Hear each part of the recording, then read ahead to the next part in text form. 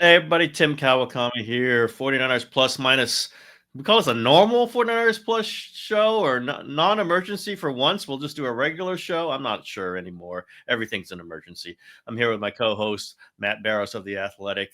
On a Friday, 49ers day off. They're off Saturday. They're off Sunday. Come back for kind of a bonus Monday practice, which they wouldn't normally do, setting up for the regular season. But you have this extra time.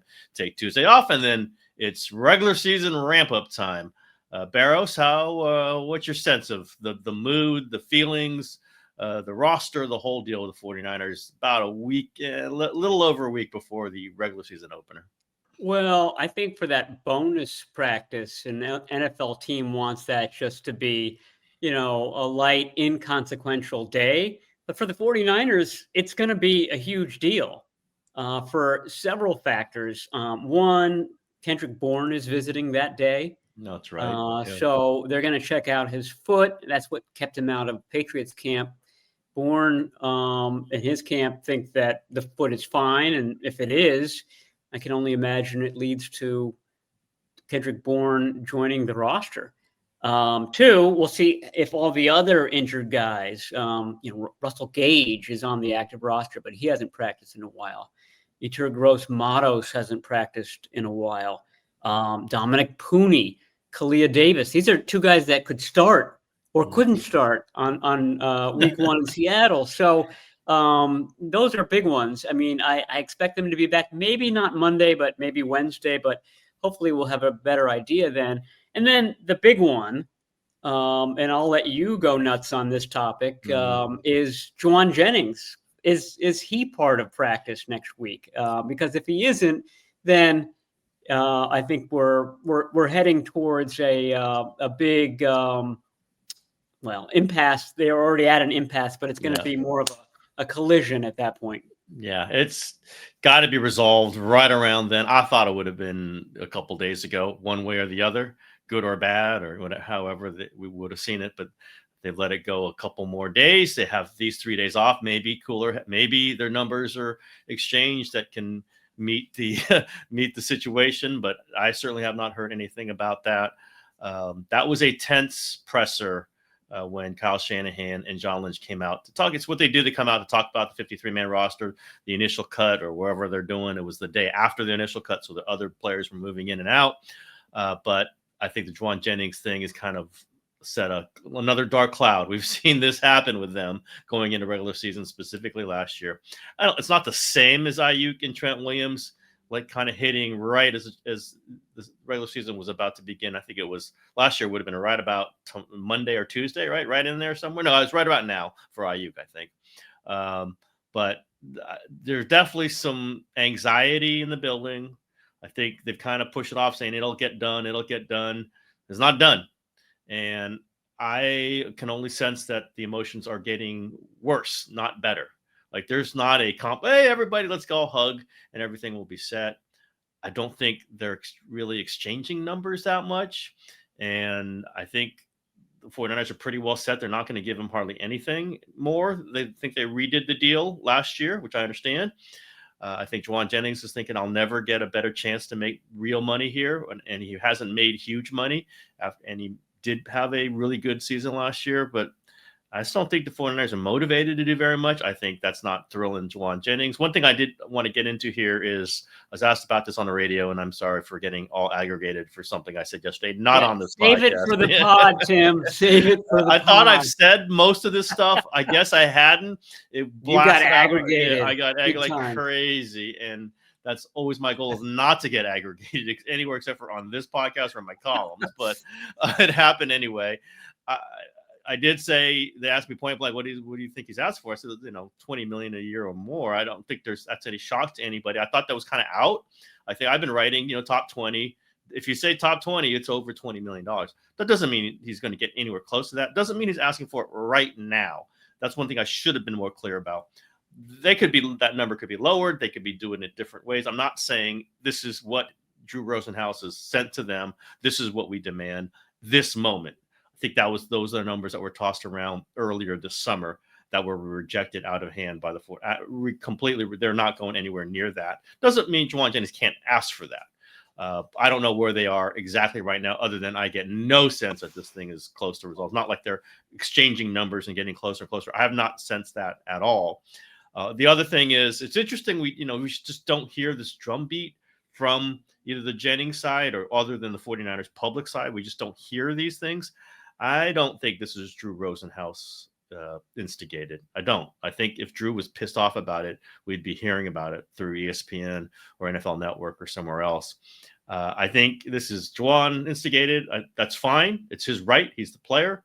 I think if they were really, really, really, really trying to get him out, we would have heard things to piss off the 49ers even more. It's just the numbers that have bothered the 49ers money people, and you can understand it in this situation. I think there's some heels being dug in. We'll see. I don't know in the last 48 hours, but if you looked at the faces of Kyle Shanahan and John Lynch, who are not doing these negotiations, but are certainly aware of them from Wednesday, I think you would judge that there's some problems here. And they are mentally preparing, I think, to go on without Jauan Jennings, at least in the early part of the season. And we'll talk about the options here. Their options are, as I've written, IR. I just think that's a very live situation where if he says he's not healthy and they believe in some part he's not healthy, then the calf injury gets him on IR for 4 games. They don't want to do it because you start burning these designated return things, which they did save 7 of them going into the cut to 53. You just don't want to get reckless with them, but IR has certainly been banding about.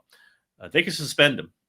They could just say, we think you're healthy, or we know you're healthy. I think they would have suspended Brandon Ayuk if they didn't get to a deal and he wouldn't play last year at this point. They could deactivate him week to week. He loses his game bonus. I think it's $50,000 a game, and that is not nothing at this point. Or they could let it go and just say, hey, we're okay. You tell us on Thursday if you're going to play. I don't think that's the last. That's very unlikely. They could release him, or they could trade him. And the trade thing is also an interesting option, because this weird option bonus, which there was some confusion about, and I'm sorry if I contributed to it, because Spot Rack, which we all rely on, had it wrong, had it as incentives this year if he hits certain targets, which are very much targeted to what he did last year. It's weird how equally these things line up for clauses that were supposedly put in the contract last year. It's weird, but it's $3.4 million that has been guaranteed already, but has not been exercised. This is words in the CBA, which means the 49ers have not committed to paying it. It's not on their books until September 1. That's Monday. If they trade him before Monday, that money goes to the other team. If it's after that, or if they keep him on it, it's on their books for this year. It's one of those accelerated bonuses. I don't think they're trading him. I do not think they're trading him. But let's keep a very aware of that going into Monday. I think they want him on the team. I think that there is a way for him to be on this team, to playing on September 7 in Seattle.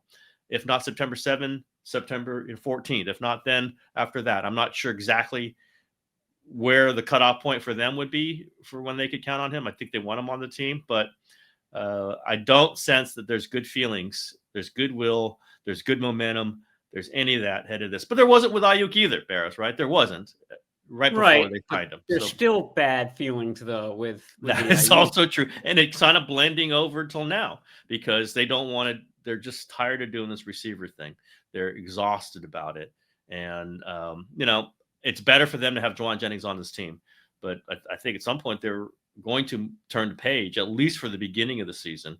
And man, the looks on Lynch specifically, and Kyle Shanahan also in that Wednesday presser, made you feel like they're kind of going through the thought process and the emotions that would lead to them saying, you know what, we're going to move on without Jauan Jennings, at least for the start of the season. And that's a big deal. And once you do it for the start of the season, you might end up doing it for the whole season. This has been headed down uncomfortable road. Maybe they can save it. That's certainly out there. I would say at least by Wednesday, but probably by Monday, there will be a resolution one way or the other. Well, let's say that Kendrick Bourne comes in on Monday, and he's got a visit with the Commanders lined up for Tuesday. And I think that's very much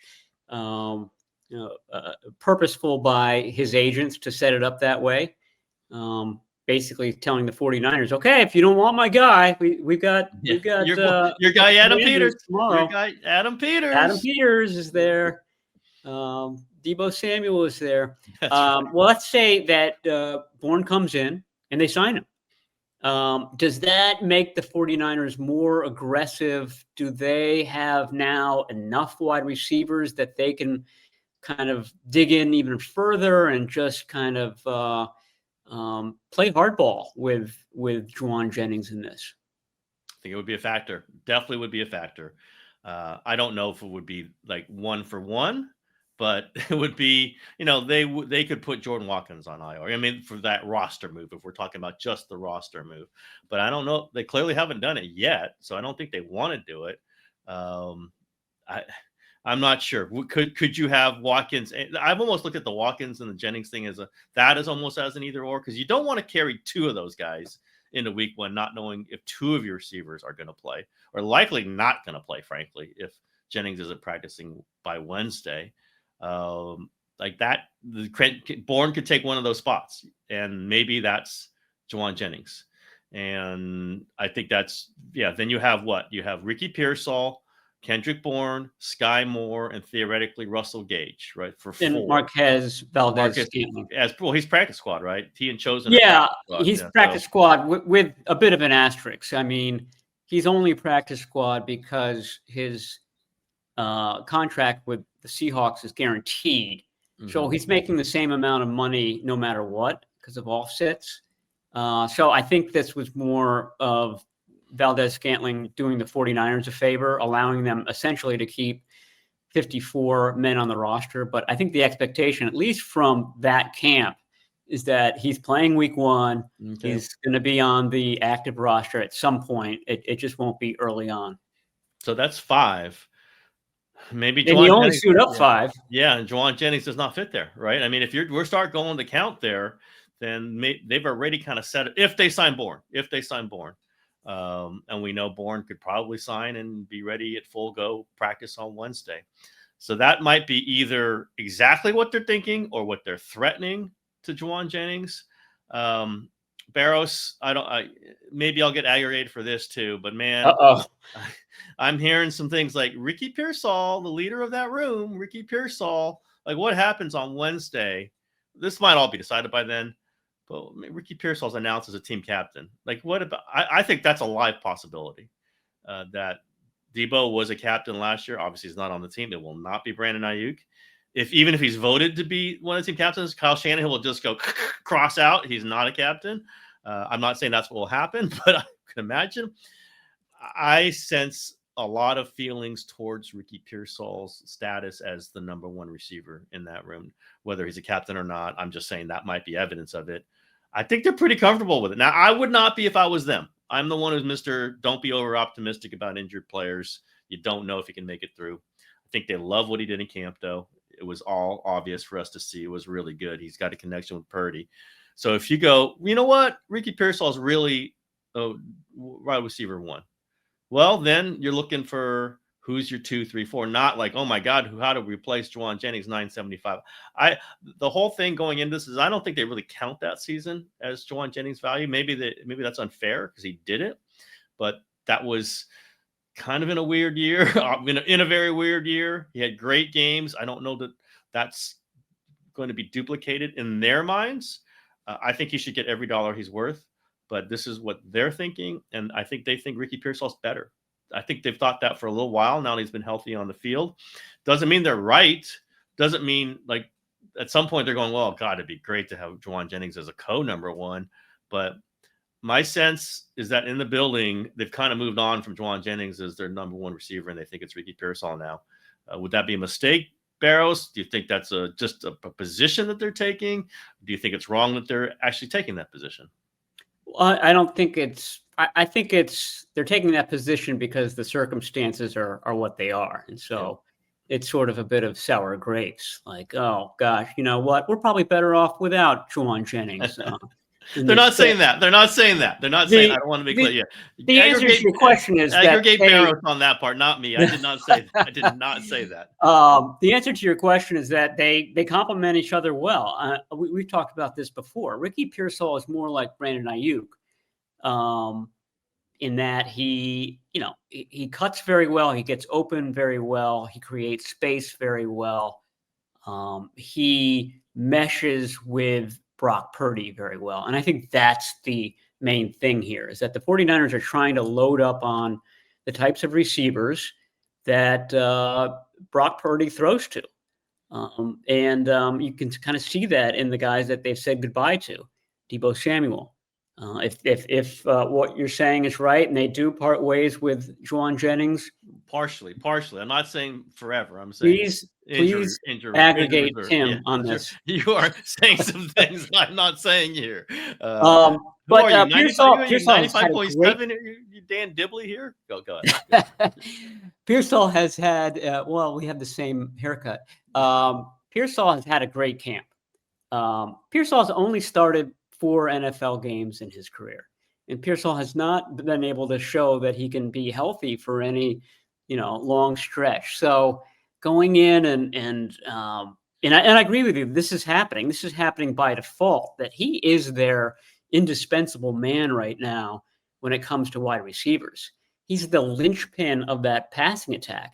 And I think that's an awful lot of pressure to put on somebody who didn't really play a lot last year and, who has been injured. I mean, I'm working on a story in which I followed Pearsall around all day for the August 20 training camp practice. That was a long practice.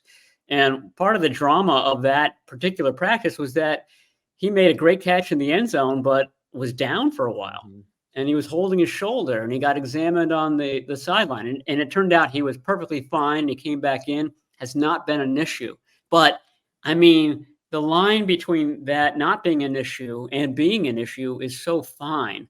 It just underscored just how precarious everything is heading into the season early on. And Marquez Valdez-Scantling, Kendrick Bourne, Russell Gage, they help you. But I don't know if there are answers. I think a more interesting question is, can this team go more 2 tight end this year? Can they go more, 12 personnel, two running backs with Juszczyk in there? They can go heavy at other positions aside from wide receiver, and that might be sort of a genius move in this league, which has gotten smaller and faster. The defenses are, zigging, and all of a sudden you start to zag, and you'd be ahead of that sort of evolution, that curve. And Robert Saleh was talking about that yesterday, how things are starting to become more run oriented. We saw that last year with the explosion of running backs, Saquon Barkley and Baltimore, and et cetera, et cetera. It's starting to go in the opposite direction. And I think the teams that can take advantage of that better are going to be the ones that win, and win probably in December, January, and February.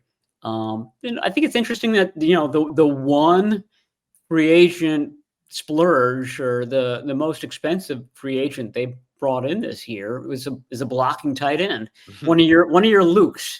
We can't ever remember these guys' last names. This is Luke Farrell. Yep. But I mean, it's just the 49ers, I think, are going to do more 12 personnel, more 22 personnel than they have in previous years. They barely used 2 tight ends last year.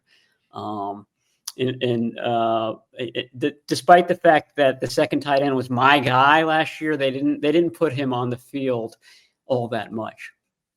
Well, let's just do the math here as we're naming. Okay, Ricky Pearsall, Russell Gage, Sky Moore, Marquez Valdez-Scantling. That's 4. They signed Bourne. That's 5. They're not, and they got Jordan Watkins on the roster, and they've got Jacob Cowing on IR, and they've got Demarcus Robinson, who's suspended, and they've got Brandon Ayuk, who's on injured reserve. It's Are they even got room to bring Jauan Jennings? I mean, Wait, like are you arguing that they have way too many wide it's like, receivers? what's going on here? Like, you just start doing the math going, I mean, here's one thing. My conclusion, aggregate it, don't aggregate it. It's just my conclusion. They're not paying Jauan Jennings any more big money. You just look down that list. They're not doing it. Maybe they should do it. Maybe they do need him back. But you look at that, all those freaking players doesn't mean they're good. It just means they've got the numerical thing that we're all looking at for the start of the season is going to become an overload. Now, there could be injuries, obviously, and part of this is me banging them for saying you have to understand that you build some depth. So maybe they're just building some depth, but without guys going out for the year, you've got 9 guys. If they sign Kendrick Bourne, they've got 8 if they don't. They could use top line guys clearly, at least until Robinson's back. We don't know if he's going to be great. We think he's solid. They got Robbie Chosen on the practice squad. So it is very possible that they've already built up their replacements for Jauan Jennings in their minds. Probably not as good as Jauan Jennings, and I love the blocking and how important that is to them. It just feels like they're just, we've got guys who can do that. A lot of guys, and I'm just playing out in their heads. A lot of guys could have done what Jauan Jennings has done in his career. 1 year of over 9, even close to over 900 yards. Everything else has been around 400, 500, or even lower. We'll figure out a way to get first downs. We'll figure out a way to block. Man, if you ask me what is happening now, and I am not privy to what's happened over the last day or so because it's been quiet, but just from that Shanahan Lynch presser, because I'm the one who's been writing about this obviously for a lot, how there's tension, how there's no movement, how there's no resolution. And I was surprised by how stony and how kind of tense they both were on Wednesday when asked about Jauan Jennings. I did not know that he had asked for a trade, but I had suspicions that he did. That's why I asked. And they confirmed that he had asked for a trade.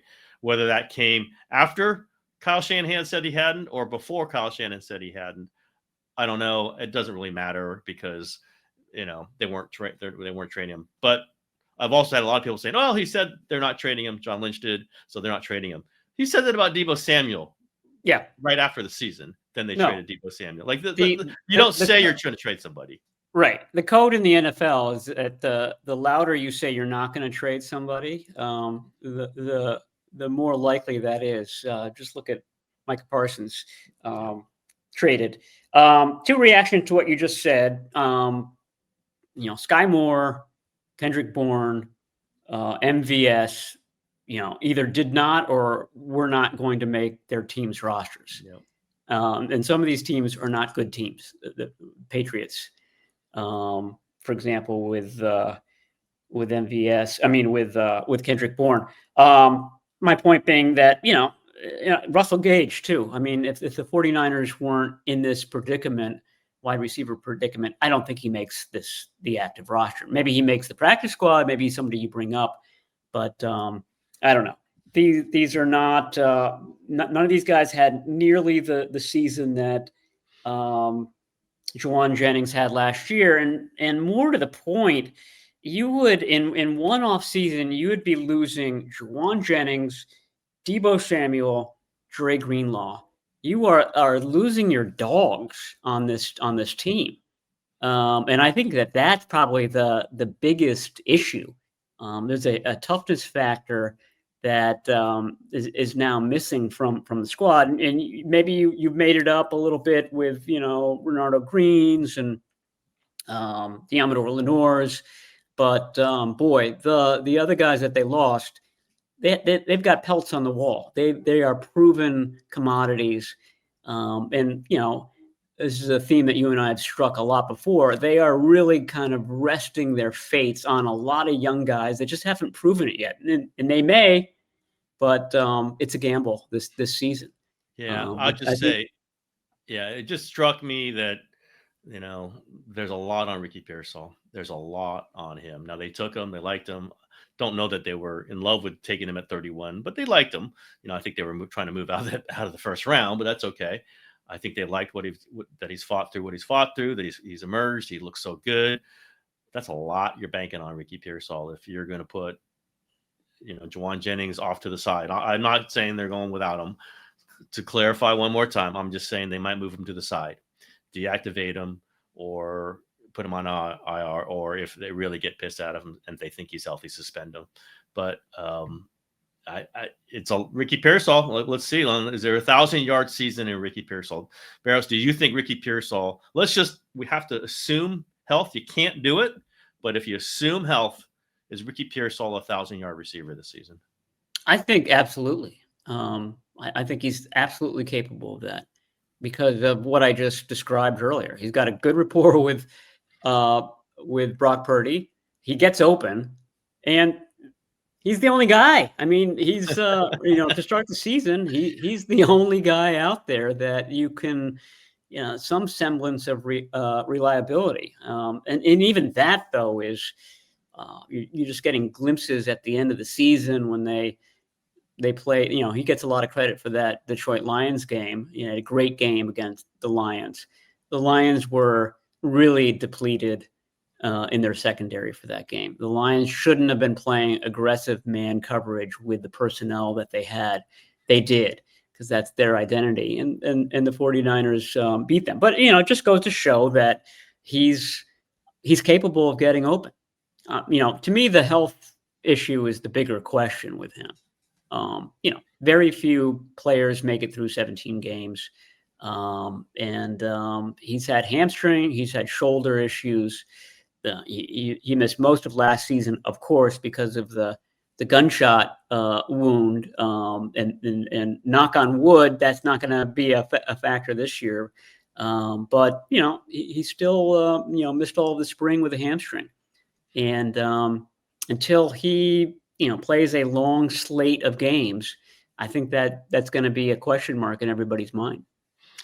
They've got some other roster stuff I still think they have to do. Maybe not a ton. I'm surprised Jordan Watkins hasn't gone on IR. I am looking at that one. Like, are they using that as a move piece for the future? Or maybe they just don't want to do it. I'm not quite clear where they're going with that one, because I cannot imagine he's going to be ready for week 1. Any other kind of roster hotspots you're looking at going into Monday and then Wednesday and Thursday, and obviously the opener on Sunday? Pooney looks good. He was running earlier this week without any sort of sleeve on his knee, which he was wearing last week. So he seems to be trending towards playing in Seattle, which is a big deal because you don't want Connor Colby, a rookie, to have his first game in Seattle. So I think that's trending well. I think that Kalia Davis probably is trending well as well. And I think if you really kind of parse what Robert Saleh said yesterday about rookies, I think it's pretty clear that, at least to start games early on, it's going to be Kalia Davis and Jordan Elliott. And I know that doesn't excite a lot of fans, but they played, they have experience.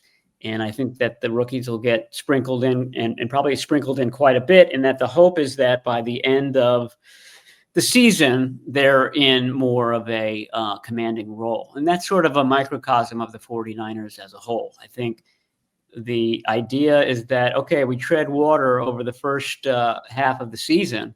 And then the second half with an easier schedule, a lot of home games, you're bye. These rookies start to play like non-rookies, and the 49ers get hot. And they get Ayuk back from injured reserve, and some other, Demarcus Robinson's back game 4. I can see that, but then there could be other injuries. I have to say it. I always do.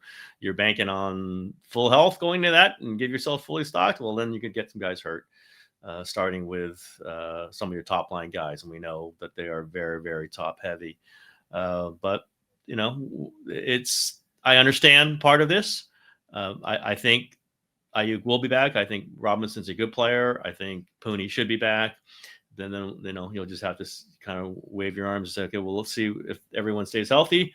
Christian McCaffrey, George Kittle, Fred Warren. We know the top guys, Nick Bosa. Speaking of Bosa, How do you think Bose is feeling now that he had the #1 defensive contract for several years, and now he's like 6th after all these edge rushers just raced past him? A couple receivers did too. I don't know if he cares that much about that, but he was at 34.5 for 2 years, clear #1. I think the next closest was like 30. And now Michael Parsons has 47. Now we'll see if it's really 47. All these contracts are tough. This seems very, very high since the previous top one before him was 41. So we'll see. But what do you think Nick Bosa's mindset is? Jesus, I just got down. Now that's part of the deal.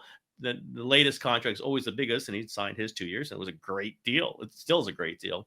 How does that all kind of feel for Nick Bosa right now?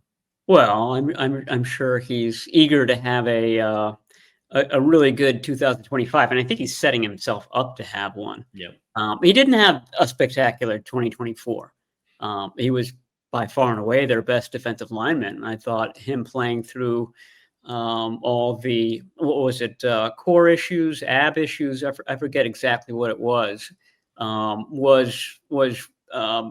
brave. I mean, especially towards the end of the season when things looked hopeless for this team, he was going out there and playing well, but his numbers were down. So, he doesn't really have any leg to stand on as far as, complaining about his contract. Now, does he have a big bounce back this year with Mykel Williams and Bryce Huff rushing from the other side?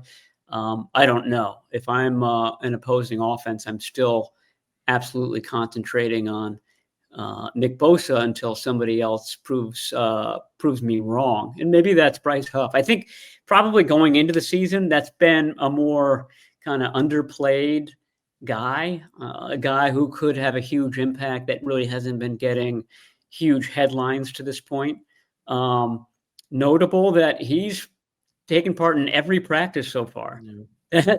That is rare. That is huge. That is like a blue moon on the 49ers. So it's something to appreciate. And I think that he's another guy. I think Bosa and Bryce Huff are poised for good seasons. The question is everybody else on that line, and just a lot of question marks. Yeah, I don't know if the locker room is open Monday or they're saving that for Wednesday, but like Bryce Huff is a guy, and when the locker room opens and we can talk, whoever's at their locker is somebody I think that we'll learn more about. I don't know that he had a podium session during camp, which is a little he did. surprised. I think it might have been in the spring, Okay. and he was good at the podium. So yeah, he could be somebody to talk to. Yeah, we had an open locker room yesterday. Okay. And there were 3 people in it. And then they closed it down because it wasn't supposed to be an open locker room or something, but it was not a great, wasn't one interview after another. Marquez Valdez-Scantling was there, thank God, and he spoke for a while. So that basically saved a lot of us who were dependent on players for a story we were writing. Oh, always I know Kyle really cares about that more than anything. Well, that means probably it'll be open Monday. So again, doesn't mean everybody's available all the time, but it's just a better chance to not have it be determined by who's speaking at the podium. It is the opportunity, and just to like bounce around and be able to chat with people, or just like, hey, there's somebody who the PR department hasn't decided is available. They're just available. So I think that would be good. If Jauan Jennings is in there, I doubt that we will see him in there, but maybe. And I doubt he will talk, but again, maybe we shall see. Jauan is a good guy to talk to. I like talking to Jauan. Sometimes he doesn't want to, but he's generally very interesting to talk to. It would be great to talk to him. That has obviously not happened since the end of last season, and maybe it would be time. But I doubt it. Any other things that they got to do with this roster in the next few days before Sunday's game that they've got to make sure they're okay with, or is it just mostly receiver? I think receivers is by far the dominant concern on this team. I'm trying to think if anything else is thin. As long as Pooney's back, I think that they're covered pretty well there. Did you hear John Lynch talking about the running backs on KMBR last week? Yes, that's a really interesting point. Yeah. And it underscores what you were saying, that there's something going on with Isaac Guerrero that makes them nervous, and that somehow a rookie running back in Jordan James, who missed most of training camp, has leapfrogged Or Isaac Guerrero for that. at least competing with him. That, Yeah, yeah, at least competing. yeah, the way he said it was the reason why they had traded for Brian Robinson Jr. is they weren't sure about Jordan James as their second running back. Well, that was Isaac Guerrero was out there the whole time, and so yes, he did skip over him that time. Now that he's been hurt, maybe he just said competitive, or however he said it, for RB3, because you only keep 3 running backs up. And that, oh yeah, Isaac Guerrero is in that mix. That is not a very, very positive sign for Isaac Guerrero to go from like sure thing RB2, somebody that might be RB1 in the future, is now in the mix for RB3. This is when you and I watched special teams so carefully in the preseason. When you saw 31 out there covering a punt, that was massive, because he has not been doing it. He's been a returner. He's not anymore, but he certainly hasn't been a punt coverage guy. If you're a punt coverage guy, it means that you are lower on the food chain than you used to be, because you have to win a spot partly through special teams. I said he was somebody I was thinking that might get cut. I know I did say it. Some people raised their eyebrows, but I think there was a chance of it. And if Jordan James was fully healthy, I think it might have happened. He's not fully healthy. They can't really know for sure. We'll have to watch this, but you kind of have to play special teams as a third running back, Barrows. You have to. And I think they have to assess what Guerrero's value is on special teams. Now, Jordan James too, but there is a lot of shakiness with Isaac Guerrero's status with the 49ers right now. Yeah, I'm not sure what's behind it. I thought he actually had a good camp, or certainly was having a good camp, until he suffered the shoulder injury. And he ended up coming back a lot faster from that shoulder injury than what Shanahan said, which is also rare. Yeah. But in hindsight, now you understand perhaps why he was eager to get back into practice, get back onto the field. Tim, we are burying the big lead to this podcast. I'm hoping that this is the headline that they put on YouTube and everything, which is that Evan Anderson cut, but then is getting brought back to the practice squad. So he will be back in the locker room, back there as an emergency defensive tackle. They did that for you, Barrows. They did to make sure that you could get through the season. Evan Anderson and my guy Sebastian Valdez, both on the practice squad. So our 2 guys at least are still on the roster. Probably will end up playing. God knows, we know, right? Yes. I mean, the way defensive linemen get hurt, the practice squad is going to be used. I think they're really using a little money ball in the practice squad to kind of, this is like a 60-man roster instead of 53, because they're just going to use this practice squad very aggressively. Now you can only bring them up 3 times a year, so They can't just go boom, boom, boom. Unless I think they might have to cut him again and bring him back. Might be one of those things. If you possibly can try to extend that practice squad. I just said that out of my butt, so maybe I'm wrong there. Yeah, you have to pass through waivers. You have to give other teams an option to sign on the practice squad, even to sign on the practice squad. But I think they're going to use that very liberally, and probably even for week 1, as you said, MVS it was already 1 practice squad elevation. There's 1 right there. But yeah, I mean, they've got a lot of guys who are about the same. I think it's what a lot of guys are just kind of in that 20-player group towards the bottom of the roster from the middle. We're seeing it in all these receivers they've got. Who's really good out of that? I'm not sure. We're seeing it in the defensive linemen. They kept 12, right? They've had 12 defensive linemen on the roster. Well, not anymore. Well, 11. They dropped 1 to go to 11. They're 11. That's still a lot. Yeah. That's a lot of defensive linemen. And they have a bunch more on the practice squad. They just kind of have this working group of about 65 players. And that's fair. I understand if you can manage it really well, it's a smart way to do this. It's deep quality depth. I'm not so sure about, but they got other ways they can go and other routes that they can figure, beyond the Kittle, McCaffrey, Trent Williams, Bosa. Those are Purdy, obviously. Those are irreplaceable. But also the one other thing I don't know if it's been thrown out there. I just saw it and I went, oh my God, Brock Purdy, career quarterback rating 104.9, 104.9. If he has 500 more passes and maintains that passer rating, he will have the highest career passing rating in NFL history. Because the highest right now is Aaron Rodgers, I think at 102 something.